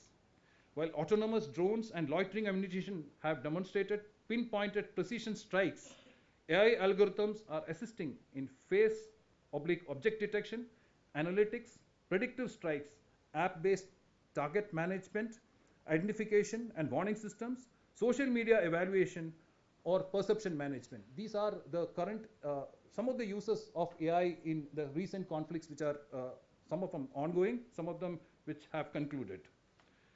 Personal data stored in clouds are compromising on privacy and even personal safety of citizens and soldiers, and this is a matter of great concern. There are manifestations possible in a, these are manifestations possible in a future conflict scenario in our country too. Now, can we develop such capabilities in-house? Do we continue depending on processes-driven approach to procuring capabilities? The recent endeavor of the Army in reaching out to the industry for finding solutions to many of the challenges in technology domain needs to be looked at both by the industry and the academia. The Army Design Bureau has come out with its latest edition of the Compendium of Problem Definition Statements 2023. The chief again mentioned about the 6th series, of which the compendium has just been released last month. The compendium 2023 lists out over 9 challenges in AI domain, 6 in communication, 5G and quantum domain, 5 in cyber domain, and over 7 in ISR domains, in addition to numerous others. I think it's a wonderful step, and the problem statements have been so well defined that having a look at it, I think many of the industry can actually reach out to the users through the ADB, and I think it's a very, very positive step in finding solutions to many of the military problems today. The transformation involves rapid upgradation of technology capabilities, and this has to be part and parcel of our technology landscape, where any citizen can contribute today for the national cause. Today, the challenge is to each one of you here to identify problem statements for which you may have ready-made solutions or can attempt to find a solution. And I can assure you that we will handhold you all the way till we find a solution to the challenge. That's an assurance we can give you from the Army. Thank you very much, and I just wanted to convey this to from the ICT domain and in the domain of electromagnetic spectrum operations. We have a very, very vibrant ecosystem today.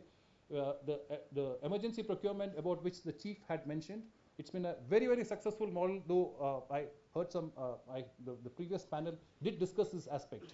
We have been successfully able to field, we've been able to evaluate many systems from the environment, mostly indigenous. There were some, the BPSUs also participating, and I would like to assure this audience here that we are not looking at BPSU developing agency of a DRDO or a DPSU making that product. We are looking at private industry for supporting us in our endeavors in the ICT and EM spectrum domain. Thank you very much. I'd like to thank the organizers for giving me an opportunity to speak here. Thank you. Jai Hind.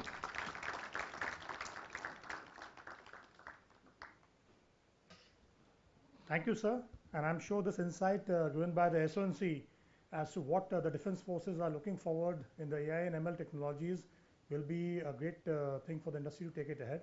And I'm sure, sir, that your assurances will also go a long way in soothing the aspects of the industry.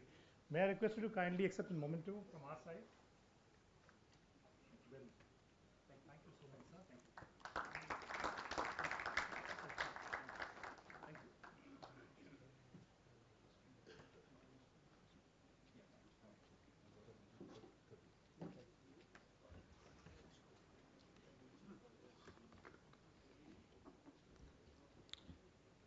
Going ahead now, we have an industry presentation on the same topic, and for that I invite Mr. Sarabjit Singh Madan, the Chief Architect of Red Hat India.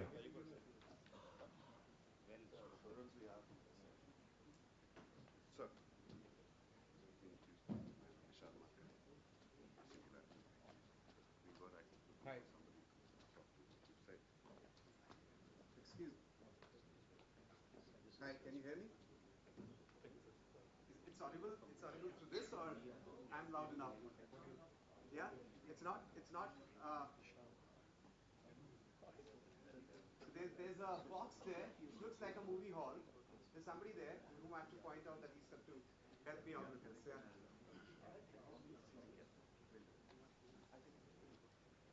Can you इसको आवाज थोड़ा करना?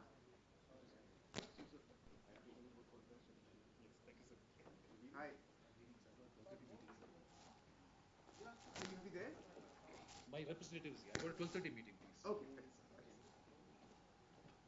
So I have something which I'm talking about Mammogram. Sorry, just 1 minute. Which is the Center for Information and something which is a unit like yours in Israel.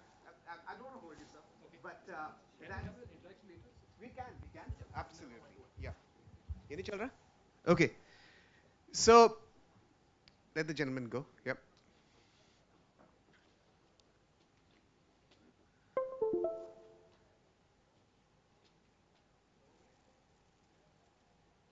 This is good, right? Much better. So let me begin by saying that if I freeze today while speaking, you have to spare me. I shook a hand with the chief of the army staff today, so you can just imagine a civilian, a technology person in this beautiful gathering of the officers, and such an honor. I want to thank you, want to salute all the officers here from the defense, my gratitude, and my organization's gratitude to be part of this beautiful event. So we're going to take the discussion forward to, so I'm from Red Hat. I'm a chief architect at Red Hat. I do my conversations on this topic, across the sector. And last 1.5 years, it has been very intensive discussion with the defense, which I have been doing.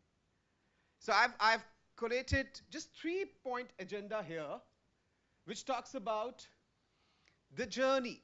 It talks about the innovation journey which is happening, something which the SONC just talked about, and used some very interesting figures. I'm going to talk about, why am I here? How have I earned, or my organization has earned this seat on the table? That's a very important question. Why am I here? What have I done? That could be a very logical question from you. Why should you hear to me? And the next is, what do I bring in? I'm going to establish all very, very candid conversations. So let's look at the next one. So we all understand it's a beautiful world of the technology. And there are a lot of stuff which we are hearing today. The gentleman just now spoke about the AI and the figures that there are 45,000 jobs.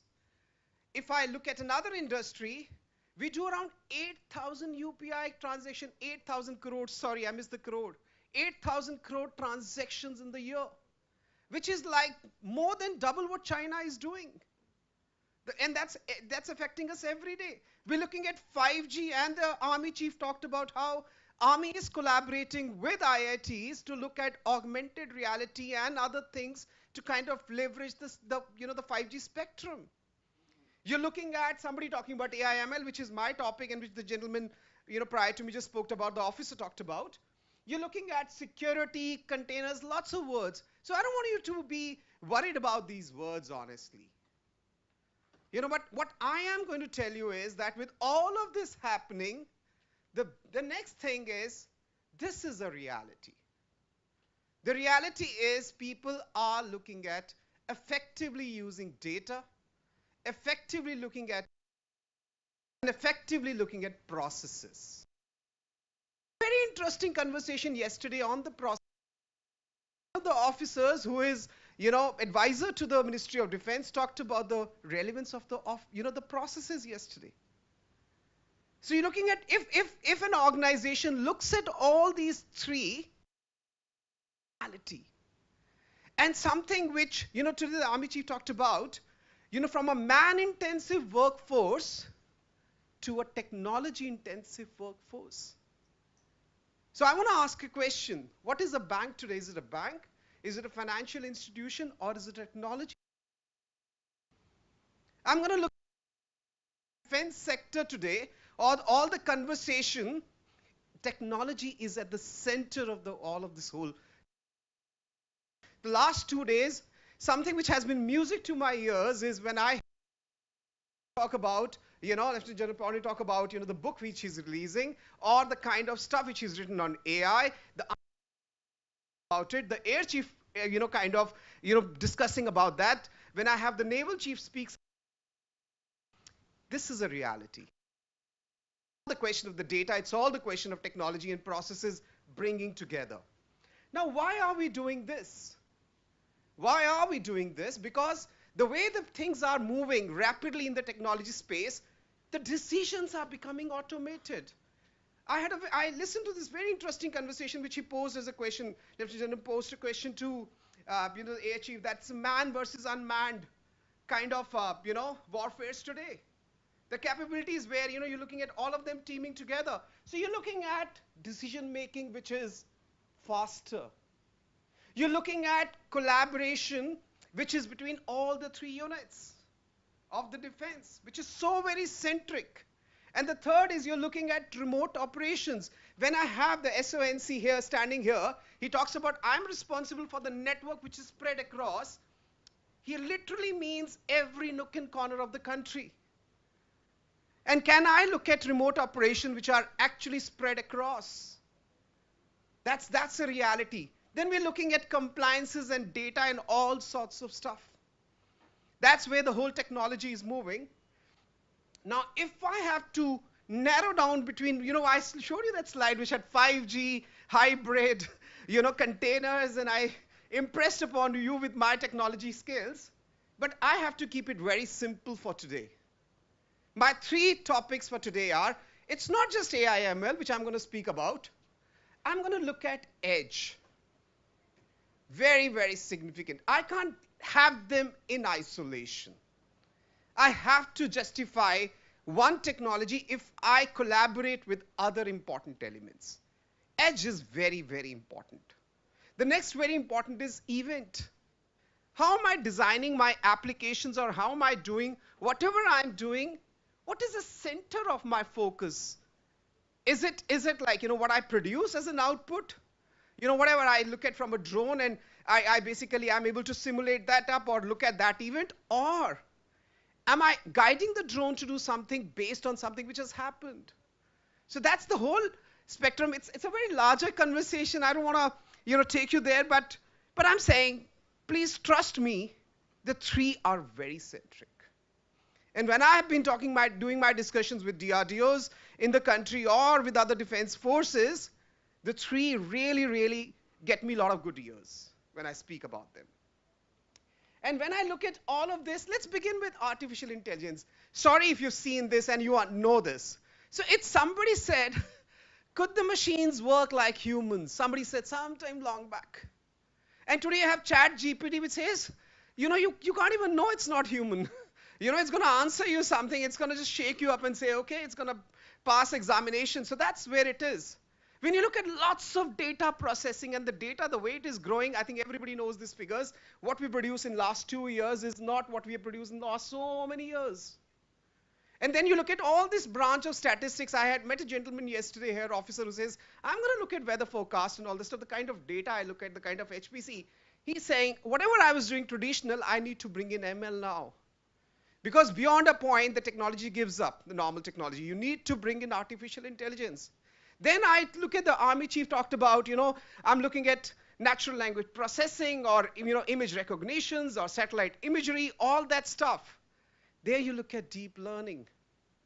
You need to look at neural networks. You need to look at the way, the human brain works, the way our neurons work.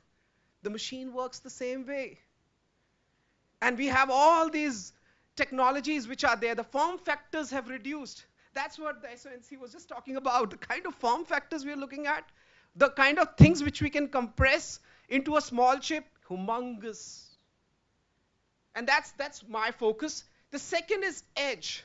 So I talked about three. AIML was my last slide. Edge is where I'm going to look at. It's like every nook and corner. I can't be just central. I have to be decentralized.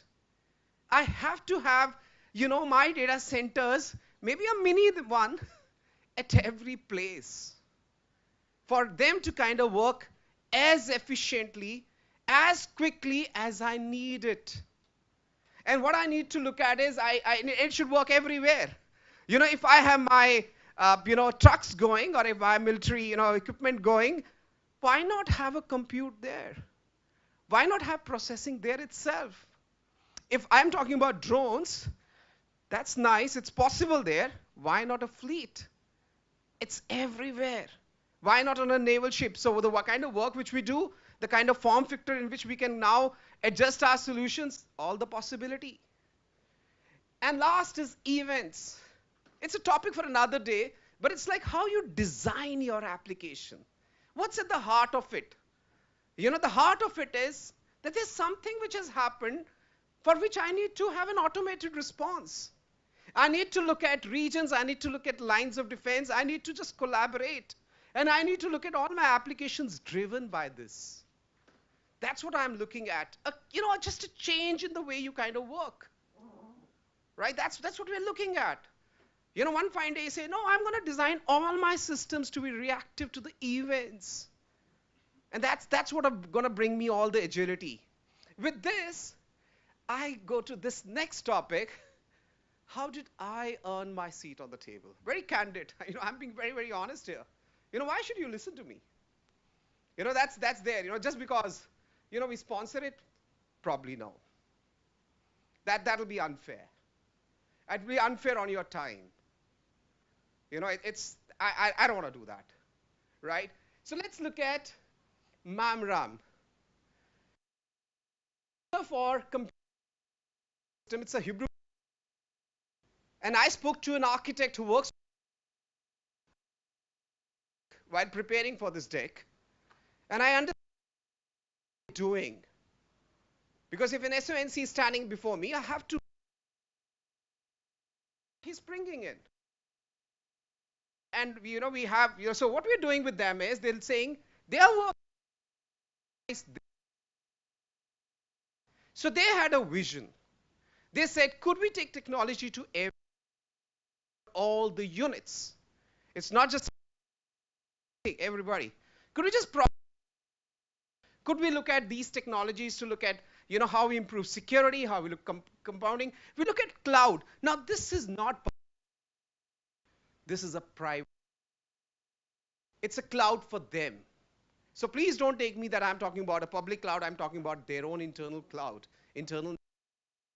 This basically to IoT devices, it won innovation last year. That's what we did with them. And we looked at, now this is edge. Now you might ask me, there's another diagram of edge here, which says that, you know, there is a defense unit, which is a central. There could be something near edge, far edge, device edge. I'm going to take your question yesterday, sir, to the air chief. You talked about 20 kilometers, 2,000 kilometers, and he answered, it's become continuous continuum. And that's where the definitions of edge are changing. And it's talking about, you know, what can I pick up from all the places, bring to the center, or I don't bring it to the center because I process it where it happens. There are technologies to process at the edge. That's what we're looking at. And you look at all sorts of data. You look at, you know, telemetry, events, operational data, general information. All of this can be brought in or not brought in because I could just do it there. And if there is something which is happening at the data center, if for some reason it is broken, they work as a local cache. And I can bring them up in 2 hours, whatever I do at the edge, which I used to do in months. And I could do it on a small form factor. I could just, so if I just give you, I have a product. So sorry, I'm going to use some words here. So I have a product called OpenShift. And some of the things which we are doing with the defense, we have to bring a product called MicroShift. Because it says, bring it micro. Because you can't work on the edge without that. That's what we're doing. So this is the Innovation Award. Let me just play a short video. Them. Some of the names are, you know, they're not clear, but that's purposeful. Yeah, could you just have a video, please?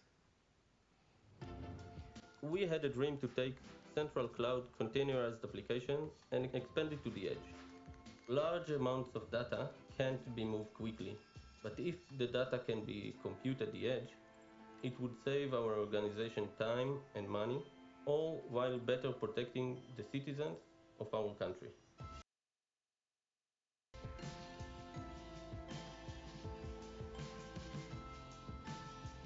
Cloudlet is part of the Israeli Defense Force and provides IT services to all branches of the military. Using virtual machines in the edge, takes up a lot of resources. The challenge of managing multiple infrastructure clusters was huge and took us high amount of manpower. Cloudlets are small-scale data centers designed to quickly provide cloud computing services to IoT devices. Local cache for the Ciena cloud and enable all applications to continue working locally as if there is network. With Red Hat OpenShift working on different topologies, we are able to provide a solution for advanced cluster management, multiple cloud provisioning, including deployment on single-node OpenShift, performing version upgrades, application deployment, and security governance. We chose Red Hat because it was the right combination of people and products to address both business and technical challenges. We are now able to bring new capabilities to the edge, including new cloud cluster deployment using Red Hat Ansible and Red Hat Advanced Cluster Management in under 2 hours for every operational need we have. The possibilities with cloud technology are endless. All this ensures that we can better serve our country and citizens of Israel. Thank you. Thank you so much. So this is actually Mamram's story. This is from them. It's the customer speaking. It's in the public domain. So whatever I'm speaking is in the public domain. I can share the links with you. I go next.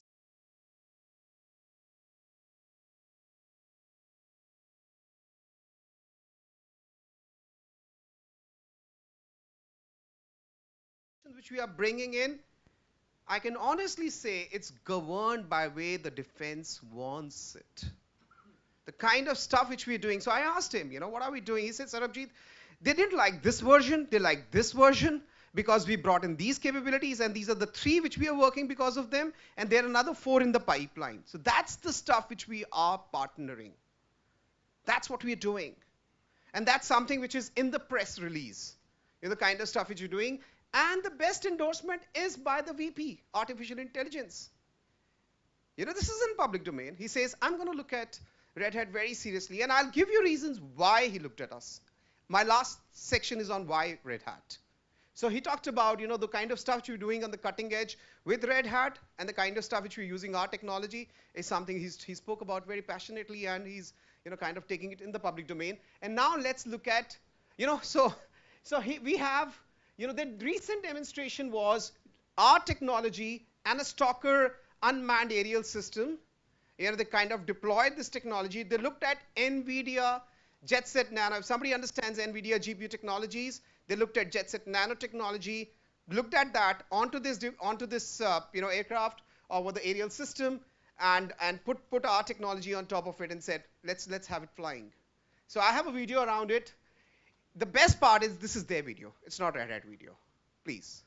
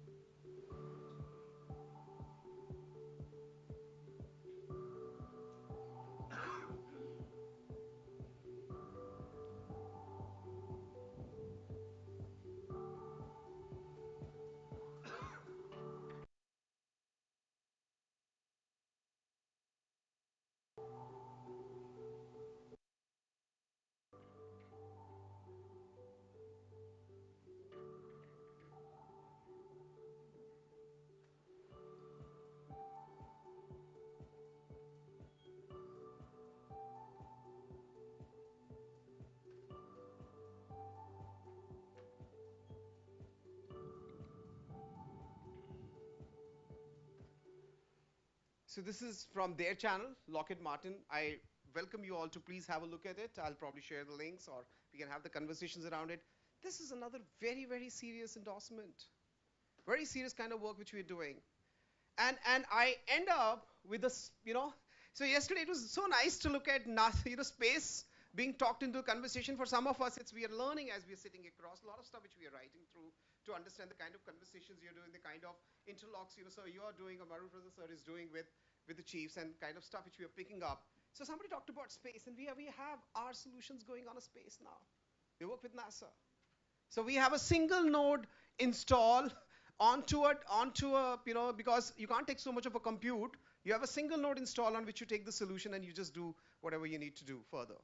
You know, a use case is something which I'll leave you to imagine because that's what's your domain and I don't want to get into that, but that's where the story is.